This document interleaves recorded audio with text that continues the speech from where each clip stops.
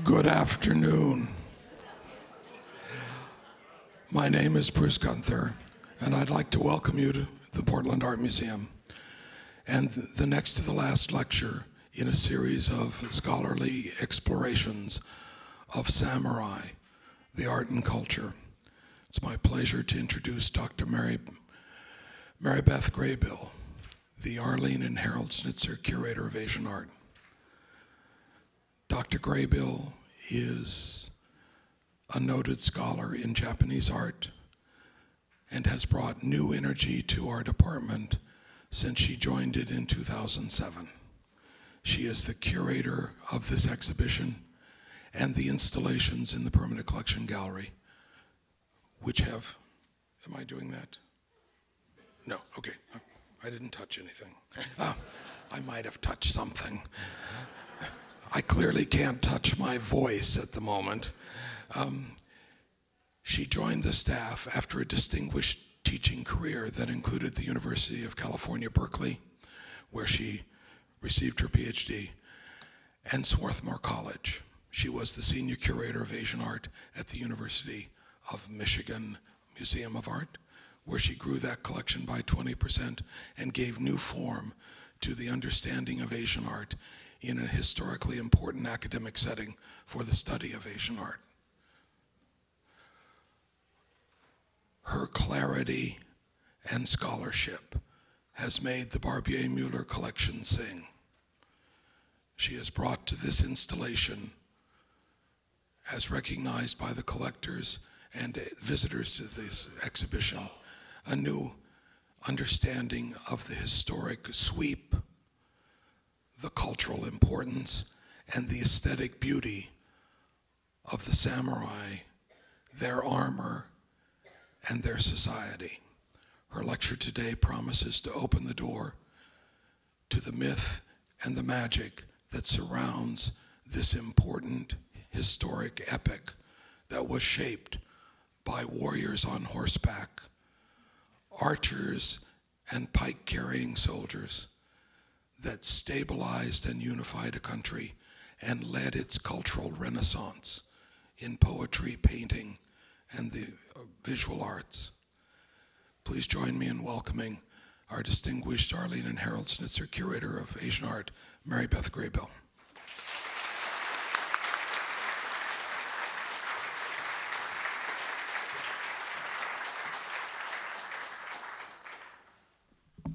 Thank you very much, Bruce. We're going to switch gears here.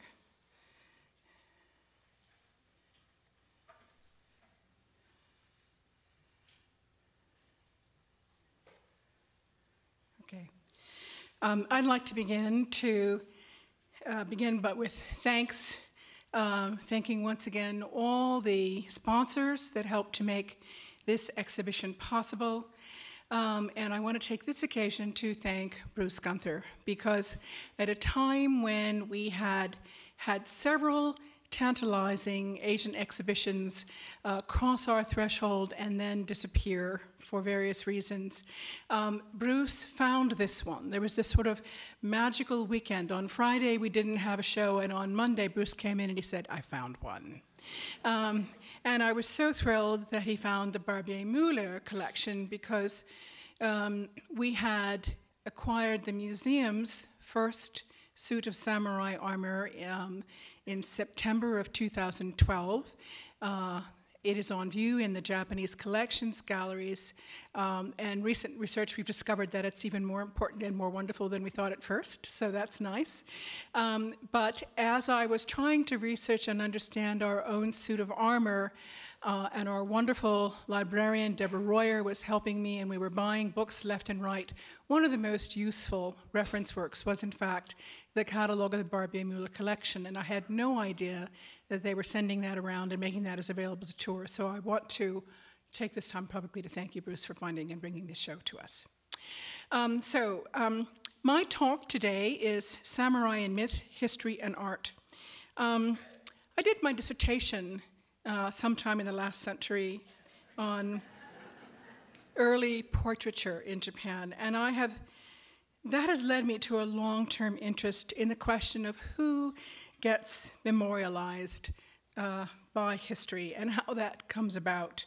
When it comes to the samurai of Japan, fighting men for the 10th through the 16th century and the bureaucrats from the 17th to the 19th century, in both cases, people who jockeyed for power, what were the criteria for making a name for oneself?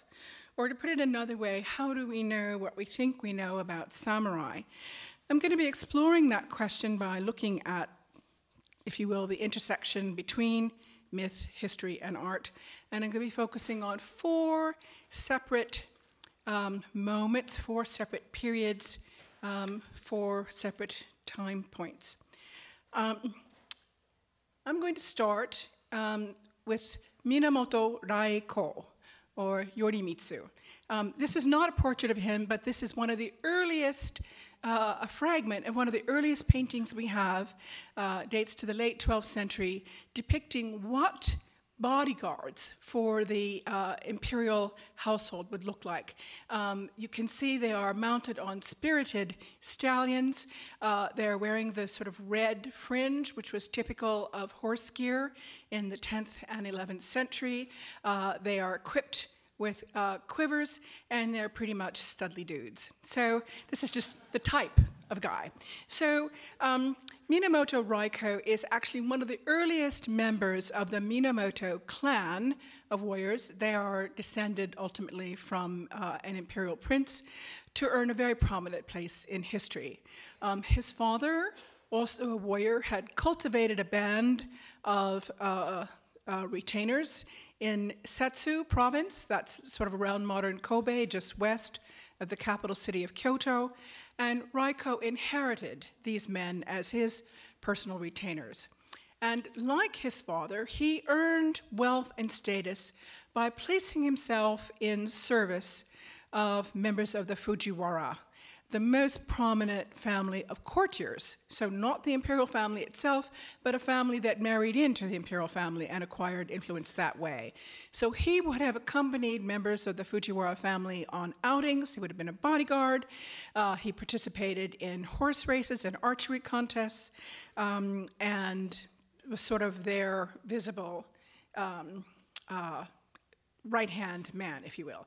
Here is a late 19th century drawing that also sort of imagines him. There are no contemporary paintings of him. I thought we would look at what history tells us about his career, so you get a sense of how a samurai would build his reputation. So in 968, he got a very important court appointment. He was appointed to the crown prince's household. So that's kind of like a Secret Service appointment. You're in close proximity to one of the most powerful, the next most powerful man in the country. And from 1990 onwards, we can see lots of evidence in the historical records that he is cultivating Fujiwara Michinaga. He was the up-and-coming head of the Fujiwara family. He was the imperial regent. You got to be the imperial regent by marrying your daughter to the emperor, forcing the emperor off the throne, and having the 3-year-old crowned. And so then you had to be regent on his behalf. It was a good system, and the Fujiwara did it for over 200 years. Fujiwara Michinaga may be familiar to some of you. He was also one of the main patrons for Murasaki Shikibu, the lady-in-waiting who wrote the Tale of Genji. So that's the time frame we're looking at here. How did he cultivate him? Well, he would do things like walk in with a gift of 30 horses, or gold, or 100 bolts of silk, things like that that are useful. And so we see that in return, what he gets in return for sucking up to this high guy is he gets appointed to a series of provincial governorships. Well, being appointed provincial governor is the fastest way to line your pocket, because you can send off taxes to the central government and then 1 for me, 1 for you, 2 for me, 1 for you. That's kind of how it works. So that's how he climbs to considerable wealth and influence. One of the highlights of his career came in 10,008 when the crown prince that he had been serving becomes emperor, and he is allowed an imperial audience. The technical term is that he was allowed to climb the stairs at the imperial palace. This was an extremely rare privilege granted to anybody in the warrior class. So this is when we begin to see the Minamoto really getting serious social clout. Now, in 1018, the emperor orders him to dispatch the savage bandits at Mount Oe. This is a mountain lair in the mountains just to the west of the city. So this is what, if we look in courtiers' diaries, if we look in official records, if you look in genealogies that have been handed down, this is kind of an outline of what he did. But the way he's really remembered in history is for this last event. So here he is. This is Minamoto Royko and the Drunken Ogre. And Royko, we presume, is the fellow who's at the far left over there, dressed in the gold. I think I have, yes. That's probably him. This is the ogre, the bandit, the head of the bandits. And you can see he's super-sized sort of guy. The story goes that he and his band of ne'er-do-wells had been coming into the capital and abducting young youths and young maidens, taking them back to their mountain lair where they used them wantonly, including for lunch. Royko takes 4 of his trusty retainers, and they decide that the only way to get into this lair is to walk in the front door. So they do, and they say, "Hi, we're here to join you for dinner." And so they have a meal together. And by eating human flesh, there's the leg, and drinking human blood, they sort of pass the test. Well, they're able to do this because Royko had gone to a shrine in advance and he had prayed to the gods, and the Shinto gods gave them both some magical powers to protect them from consuming human flesh and blood. They gave Royko a magical helmet, but they also gave him, oops. Oh, there's a detail, yes, of the flesh and the blood. Yum, yum. Okay. They gave him a special poisonous sake. So they fed or offered the sake to the ogre. And in fact, the ogre's name in Japanese means the drunken sprite. And when he was totally in his cups, you can see his true nature is revealed. So here he is, all sprawled out and totally in a stupor. And some of the ladies are massaging him, trying to sort of make certain that they soothe his fierce temper, and then they're about to creep away. And as soon as he is sound asleep, Royko comes along and slices off his head. But what happens next is this ogre is so fierce, the head flies through the air and tries to bite his head off. But fortunately, he has the divine helmet from the gods. This is actually one of the first and really important stories where you get a sense of a helmet being such offering really divine protection, being such an important element of a samurai's armor. So this tale of Royko and the Drunken Ogre, this is actually what people remember. And of course, there are all kinds of interpretations that you can put on this. This can be a meditation about what the ills of alcohol. Certainly, it's a fantasy that makes him look larger than life. There's another episode about Royko and the Earth Spider. But what I find interesting is it's these fantasy elements of him as a superhuman warrior, not his considerable historical accomplishments, that are remembered and captured in history over and over again. I've been showing you scenes from a hand scroll that was painted at the end of the 15th century by Kano Motonobu, one of the best-known painters in Japan, painting for the shoguns, the military dictators of the time. And this finds its way into no plays and other sorts of drama. So Royko kind of is remembered in history as this extraordinarily brave, fierce, but also divinely aided warrior. Now, if we move ahead about 200 years and look at episodes from the Tale of Heke, this is an extraordinary work of literature, a war tale that starts out actually as oral storytelling, minstrels wandering through Japan, playing musical instruments and chanting this story. And it focuses on a civil war between two clans, the Taira and the Minamoto, in the 1180s. It took a while for this to get recorded as to be written down, about perhaps another century, but then this Tale of Heke is an inexhaustible source of inspiration for no drama, for other kinds of dance plays, and for paintings, of course, and in the modern period, prints. This is a screen in our own collection. It's on view in the Japanese collections galleries, and it deals with one of these scenes. It is the death of Atsumori. And what you have here is that the Taira clan, whose power was based at sea, were in the process of being defeated. And this, whoops, sorry, I didn't mean to do that. Let's see if I can go back. Yes.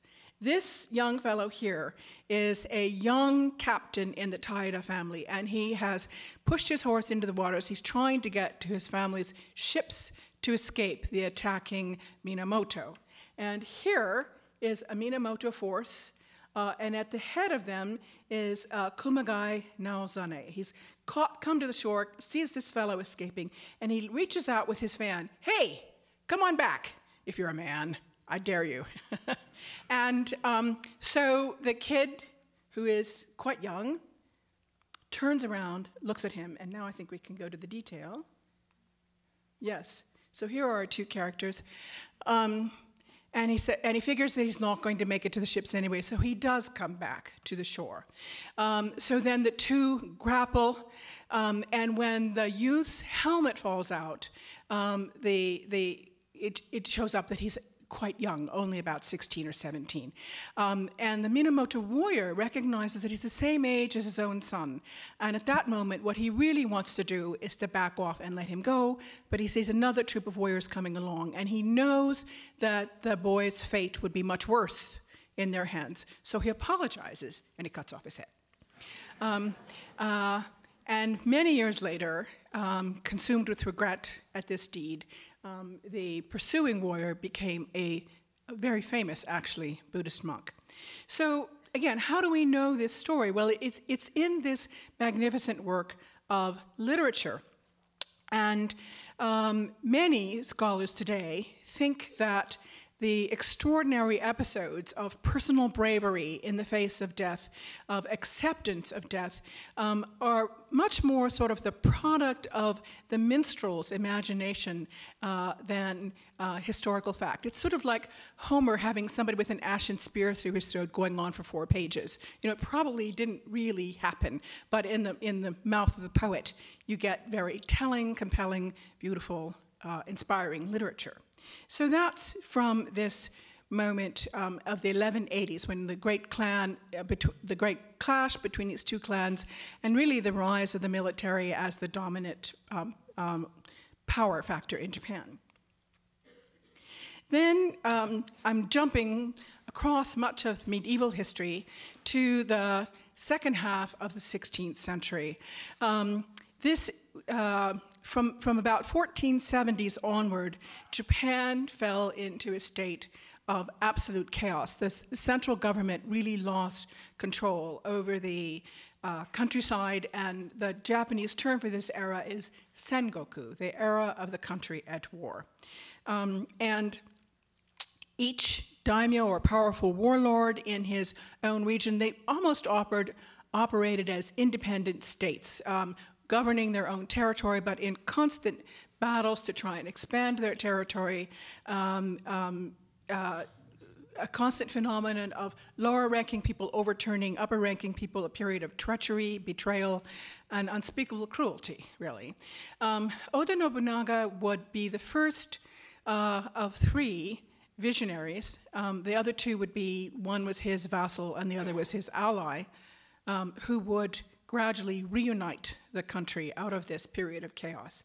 And this is a print. It's on view in the Brantley Gallery, where we have the complimentary exhibition prints about legendary samurai. And here's a detail that shows one of the earliest recorded events in Nobunaga's life, where we see him going on a procession to meet his father-in-law.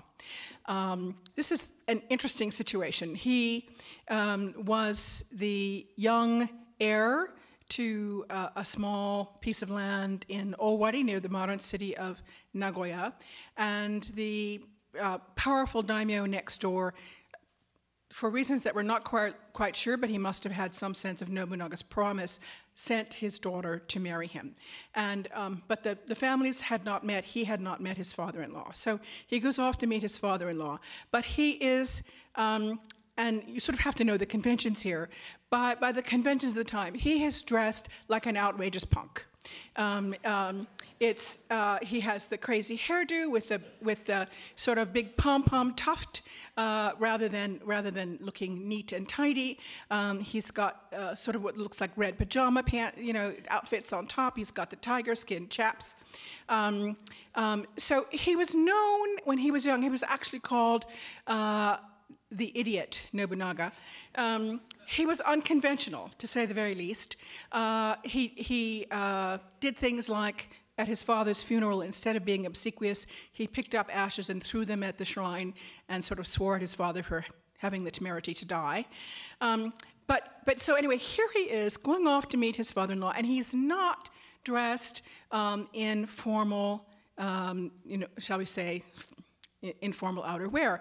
But if you look behind him, he's coming on this trip with his very, very famous spear troops, and one of his inventions was, at a time when most people's troops had spears that were 9 feet long, Nobunaga had his troops carry spears that were 21 feet long.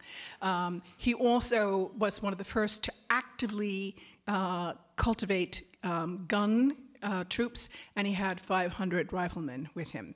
And the other part is that he's being very clever here. He suspects, or is open to the possibility, that his future father-in-law may be hiding inside this little ramshackle building, checking him out before he gets there. So part of what he's doing is just putting on this show, this kind of dare me, I dare you show. And what he will do is, before he arrives at his father-in-law's castle, he does change into very formal wear. So so this print sort of captures his sense of flouting convention, which would absolutely be the center of his strategy throughout his life. Here we have an overall and a detail of a very different, now a formal portrait of Nobunaga. And I wanted to show you this so you could see how most of the highest ranking warriors, really from the 12th century on, all the way down to the 19th century, chose to have themselves portrayed, or chose to portray their fathers or their leaders. This is your typical memorial portrait that would be commissioned usually by a son or a daughter or a high-ranking vassal, and it would be placed inside a memorial temple dedicated to the deceased person. So he is wearing now formal court robes. This is a black silk robe, starched to the nines. He's holding a court staff of office. He is seated on an elevated tatami mat. You may think of tatami as the sort of normal thing that it goes in a Japanese interior, but going back to the 16th century and earlier in Japan, to be on a tatami mat was literally an elevated position, and he has this long tail behind him. So the dress and his pose is all very conventional, but probably there are all kinds of reasons to think that this was commissioned very soon after he died. So it's probably pretty good at giving a sense now for the first time of what he looked like. And we can corroborate that because the second half of the 16th century is also a time When the Portuguese Jesuits are in Japan, they actually cultivated Nobunaga also, and they left records. Louis Frost writes about Nobunaga as a tall, slender man, and his descriptions seem to fit this portrait quite well. So here we see another image, art constructing, if you will, another image of a samurai leader. Now, one of the many things that we know about Nobunaga is that he was utterly obsessive about collecting tea ware. The tea ceremony had been in place as an important ritual for a century by this time, and still at this time, most of the most important tea wares, the most what shall I say, the most prestigious wares, the most sought-after wares, were generally imported Chinese things, Song Dynasty tea bowls, or bronze pieces, Song Dynasty celadons, and so forth.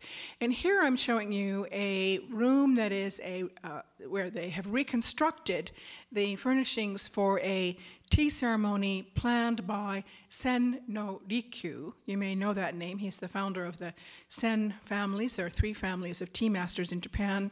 And Oda Nobunaga paid him enough salary that he could quit being a merchant in Sakai and full-time be Nobunaga's tea master. So you get some sense of that setting. So Nobunaga, we know, would, whenever he had a chance, he would go down to the port of Sakai, he would look over the tea wares that they would have, he paid extraordinary prices for them, and he used tea wares and the tea ceremony as an instrument of policy. So one of his most important innovations was figuring out how to reward his vassals, how to reward his generals when they were successful in a campaign. And whereas until then, the principal way that could reward a warrior, and what they all expected was land, he said, I'm not going to give you land, I'm not going to give you territory, but I will pay you a salary. And the salary would probably be, in cash. I'm going to pay you a salary that will allow you to hire as many men as if you had territory of your own. But you also had to find other ways to reward them. So he would give them tea wares. And there's a famous story about once he gave Tokugawa Ieyasu, that's his ally who would later become the first shogun of the Tokugawa period, he gave Tokugawa Ieyasu a tea bowl, and at that point, Ieyasu was still something of a country boy, and the story goes that he stuck it into storage where it sat for the next 40 years. But in any case, so this is an aspect of Nobunaga that would have tremendous influence on the tea ceremony and its future. There was another obsessive collector of tea wares, Nobunaga's slightly older contemporary, a man named Matsunagashisakide. And here I'm showing you 2 of the kinds of wares that he also would have had. We have a Song Dynasty Longchuan ware celadon, this beautiful mallet vase on the right-hand side. That vase actually has been handed down in a Japanese daimyo collection, and a tea bowl by Chojiro, the roof tile maker whom Sen no Rikyu commissioned to make raku ware in the late 16th century.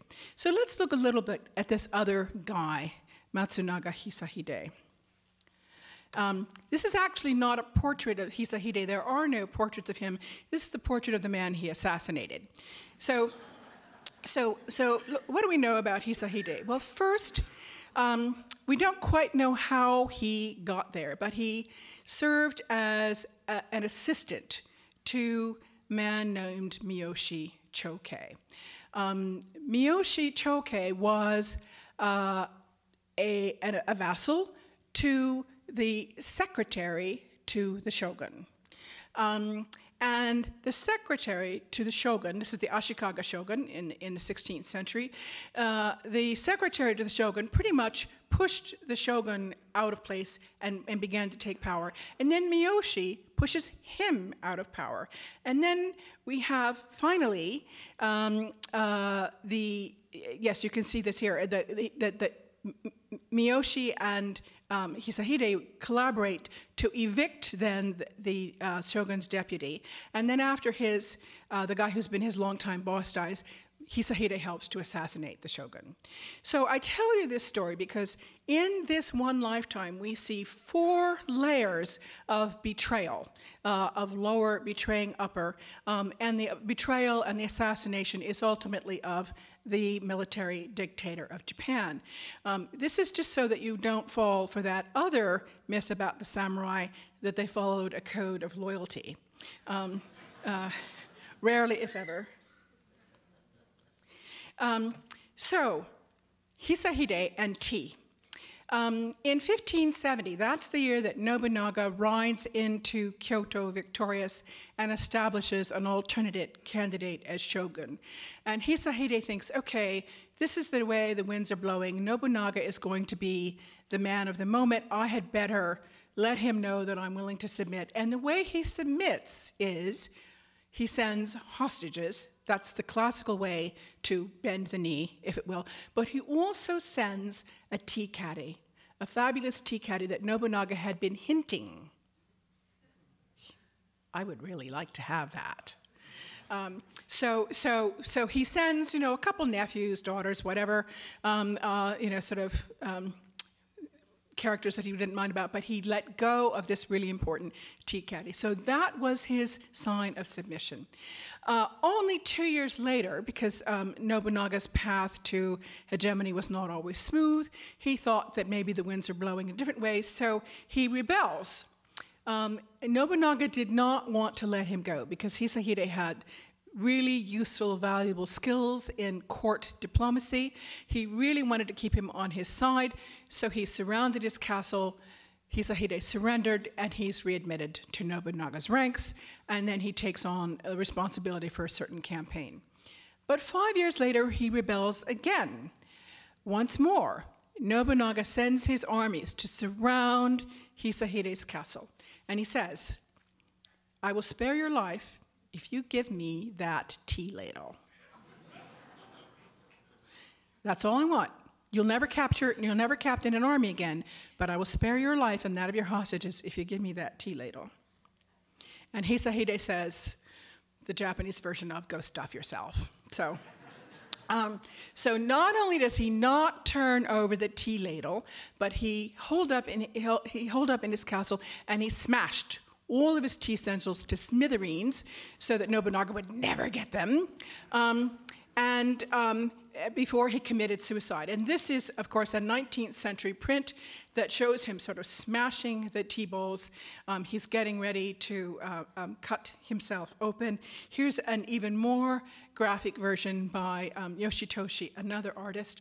One story even has it that he stuffed gunpowder in one of the pieces and then blew it up and blew himself up with it. So this guy really didn't want Nobunaga to get his tea bowls. So I just thought that you would like to know this is another way that you can be a samurai.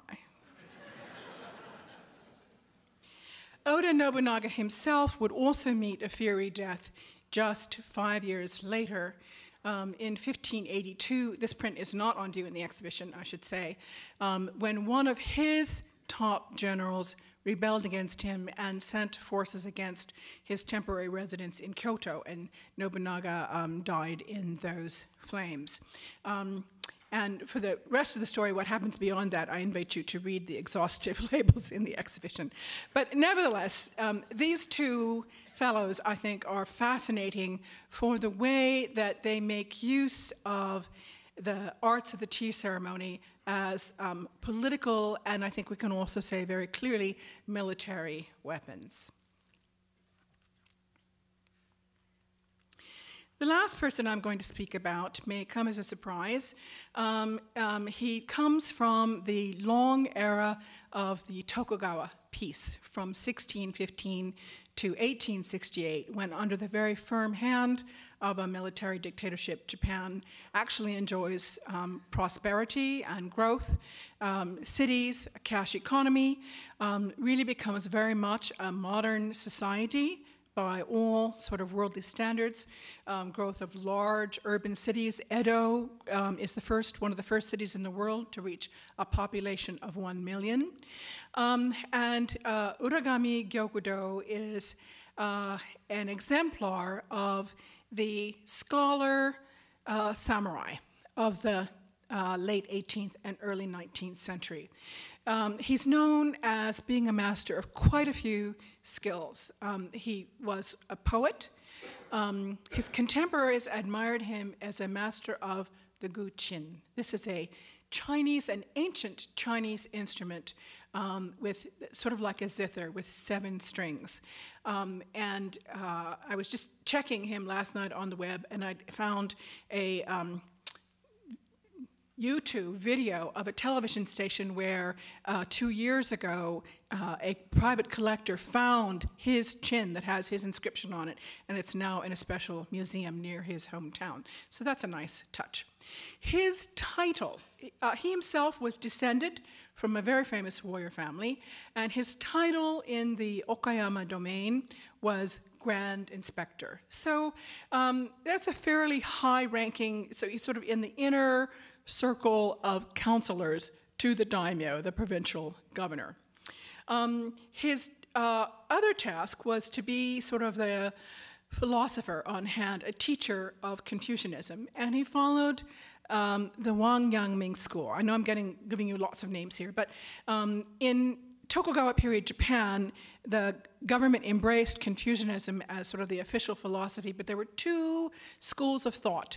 The one was the Chushi school, and the other was the Wang Yangming school. And it was a little bit more idealist than the others. But in 1780s and the 1790s, the central government in Edo issued a series of reforms. The country was having some economic difficulties, and one of the things that they did was they had an edict which was to ban all unorthodox thought. Only the Chushi school of Confucianism was to be allowed and taught. So everything that he had spent his life studying, teaching, thinking about, writing about, was now suddenly banned. So a few years later, at the age of 50, he did an extraordinary thing. He walked away. Now, in the Edo period, normally, if you left your domain without official papers, that was a crime punishable by death. He walked away. His wife had died 2 years earlier, so maybe he figured the stakes were low. But anyway, he walked away. He took his 2 sons with him, sons whom he had named Autumn Zither and Spring Zither. And they wandered around for a while like bohemians, and then they settled down in Kyoto. And it would appear that his paintings, which many people think are some of the most exciting, eccentric, brilliant, moving paintings created in Japan, all come from these last 25 years in his life. And they're quite distinctive. Most of them are monochrome. So here I'm showing you a painting that's actually quite small. So he takes a small painting, he draws a circle, and then as though he's painting on a fan, he does this landscape. And notice, if you look at it, this prevalence of these quick horizontal strokes. That's his trademark brushwork movement. And then also his mountains are populated by these strange holes, these round void holes. And you look hard to find people in them. They're kind of rough, scrubby landscapes. But if you think about this brushstroke, think about its analogy to the act of playing the chin, you know, as the hand moves forth. It's very characteristic of his style. And on the right, I'm showing you a painting that we have on view in our galleries right now. It's on loan from a private collection in Seattle. And it's wonderfully fine Yoku Doe painting. Here again, you see that,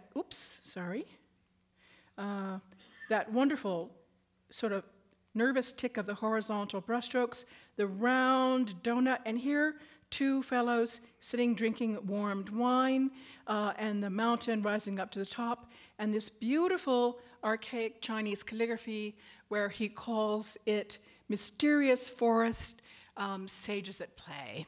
That's the title of the painting.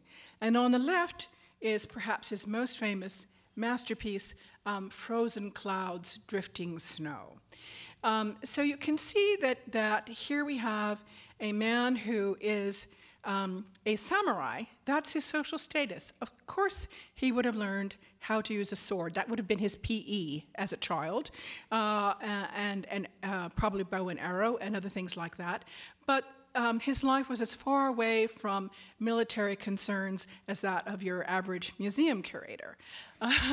But he's a person who, in Chinese philosophy, in Chinese-inspired literati painting, in Chinese-inspired music, creates a place for himself, a name for himself, a reputation for himself, and finds this as a vehicle for extraordinary, powerful personal expression. So we've looked at, we've traveled across 9 centuries and looked at several very different lives. For our earliest warrior, the 10th and 11th century character Minamoto Royko, the history, if we mean the mundane facts of his notable career, come to be almost completely obscured by fantasy or by myth. And if we were to ask, why did this tale endure for so long? And here we're looking again at 19th century prints.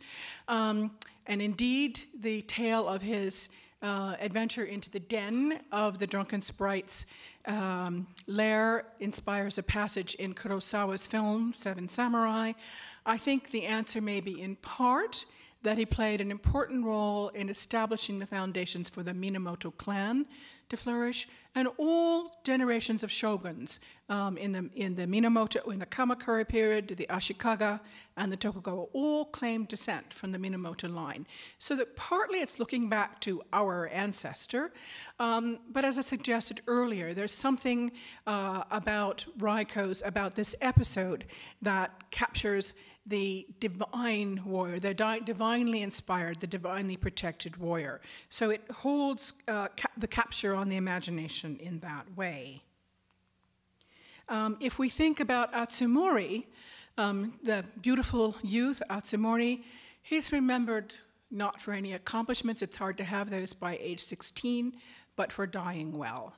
Again, his last, the noble words that he spoke at his death were very likely the creation of the minstrels who chanted the Tale of Heke for warrior audiences. And then those words get carried over into the No theater. And importantly, the No play Atsumori was the one play that Oda Nobunaga loved, and he would often dance the principal's role and recite the poetry from that play. And the play and Atsumori's life and death then become sort of the paradigmatic way to die as a samurai, to accept death, to accept the challenge, and to let go without regrets. If we're looking at Nobunaga and Hisahide, now we are in the era, we're in the second half of the 16th century of civil war that racked Japan from one end to the other. Now the events and the dates are firmly historical. There's no question about what they did, when they did it. We're not always sure why they did it. And that's why historical novelists have a field day with these people, trying to invent rationales and conversations and reasons. But these events and the behavior of these men is corroborated, as I said, in eyewitness accounts, records, and letters from the Portuguese Jesuits. So it's history, it's fact. This is not fantasy and myth. But by the standards of later periods, especially the era of peace, when samurai settled down to become bureaucrats, these men lived larger than life. They were part of what one historian has called the age of rampant individuality. So the historical reality of their lives is so incredibly fierce that it seems to strain credulity. And that's why it has such a hold on our imaginations to this day. And then finally, with Origami Galgadot and his peers in the late 18th and 19th centuries, we encounter an entirely new type of samurai, one for whom art art in many forms, poetry, literature, and painting became an essential means of self-expression and self-definition. So this is just 4 generations or 4 separate moments in time, 5 separate lives, but I hope it gives you some sense of the extraordinary variety and fascination to be found in samurai history. Thank you.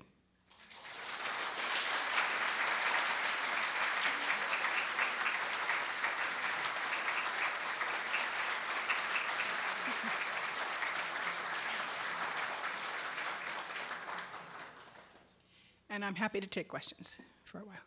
Yes? Do you know why the collection is touring? Because the Barbier-Muellers decided to share it. The original reason was Mr. Barbier-Mueller is from, his hometown is Geneva, but he spent much of his childhood with his parents in Paris, getting to know the dealers there, and much of the collection was acquired in France. And the director of the Musée Quai Branly knew Gabriel Barbier-Mueller and said, you know, I would love to do an exhibition of your show. And he said, okay. And then once it was in Paris, then he was approached by a museum director in Quebec. And then he was approached by a museum director in Boston. And then we said, that's how it happened. Yes?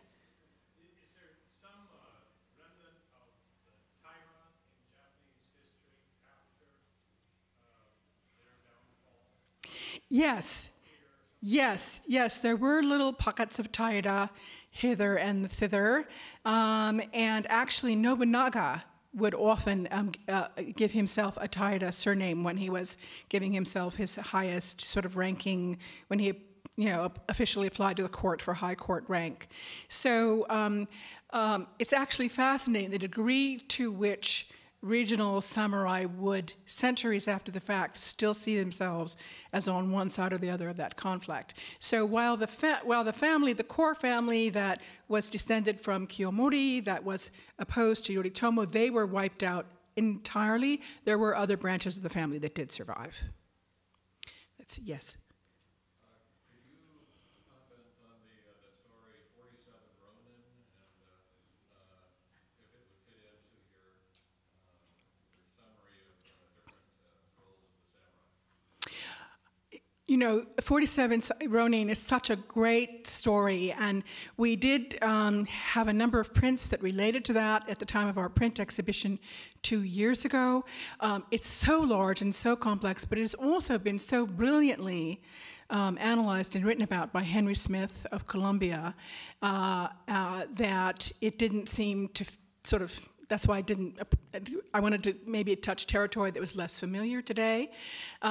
This is the story of 47 Ronin means a masterless samurai whose lord was essentially humiliated into pulling his sword in the Edo castle, and that's a crime punishable by death.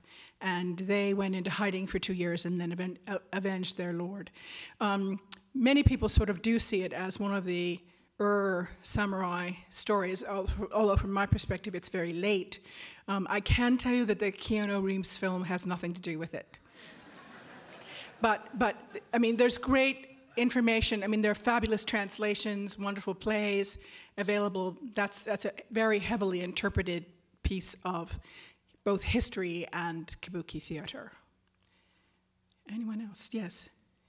I'm sure everyone knows the answer to this, but how did the Chinese get into the Japanese samurai story? In the same way that Plutarch got into Shakespeare. China and Chinese culture is sort of always there as a font of inspiration and available for Japanese. Japanese writing system is derived from Chinese. Japanese warriors were familiar with Chinese histories, especially of the Three Kingdoms period. They were familiar with Chinese warcraft. Chinese scholars, literary Chinese was the literary language of Japanese intellectuals until World War II. So, I mean, in the same way that, so my analogy is, in the same way that in London people could read Latin, that's that analogy. Does that make sense?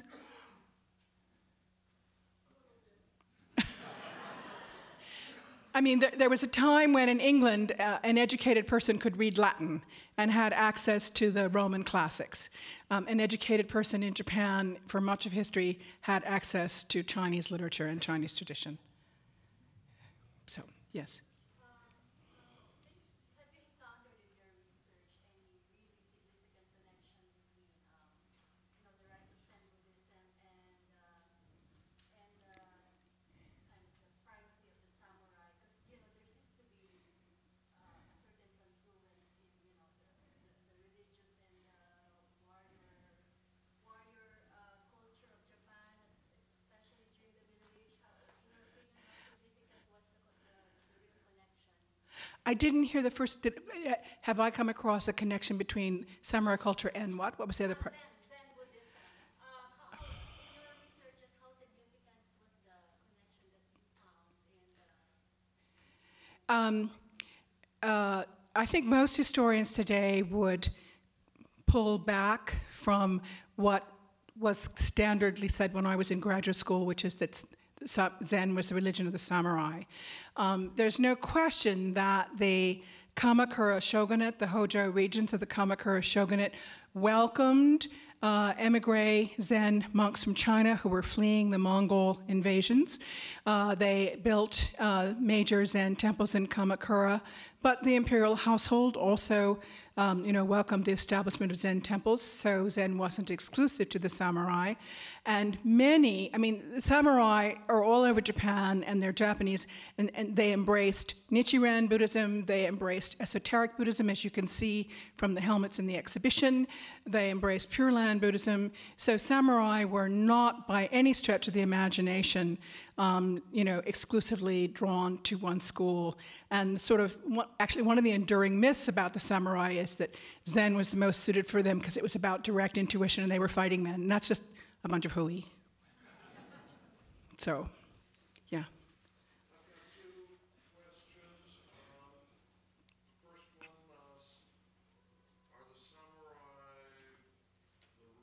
was the origin of the samurai tax collection? No. One of the best books to read on the origin of the samurai is Carl Friday, Hired Swords.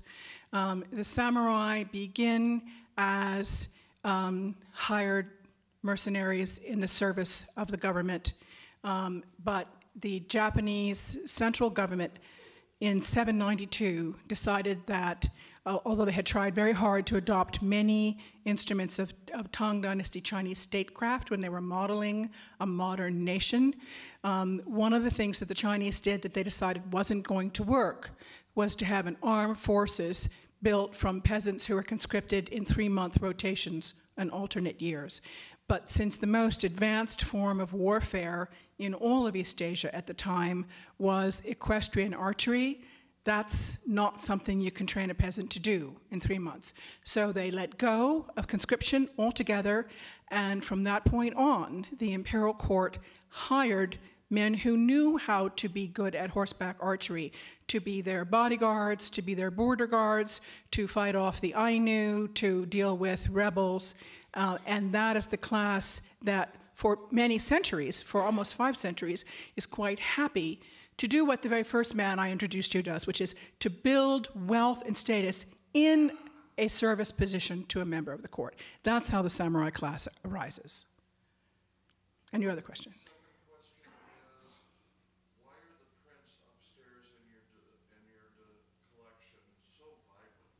The other prints that I've seen with blocks have not been as vibrant as the ones upstairs. Most of the prints in this particular exhibition are 19th century prints, and in the 19th century, especially from about 1830 onwards, they begin to use more different kinds of pigments.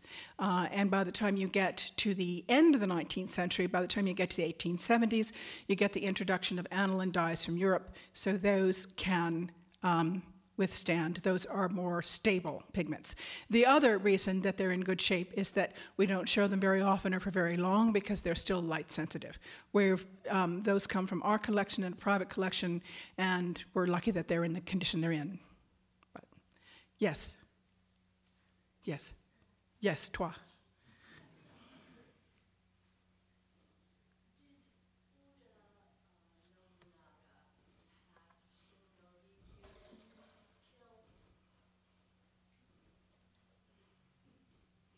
Did Oda Nobunaga have Sen no Rikyu kill? Somebody said yes? I doubt it. I mean, Sen no Rikyu was really a merchant. That was his profession, as it were. Yeah, Nobunaga hired him to be his tea guy. I mean, Sen no Rikyu was running around the country selling guns, and one of Nobunaga's motives actually was to get him to stop selling guns to other daimyo. And he figured, if I pay you enough money, you'll just get. But Sen no Rikyu was beyond question a spy and a political operative who sometimes worked against Nobunaga's interests. So I'm not aware of Nobunaga ever asking him to kill.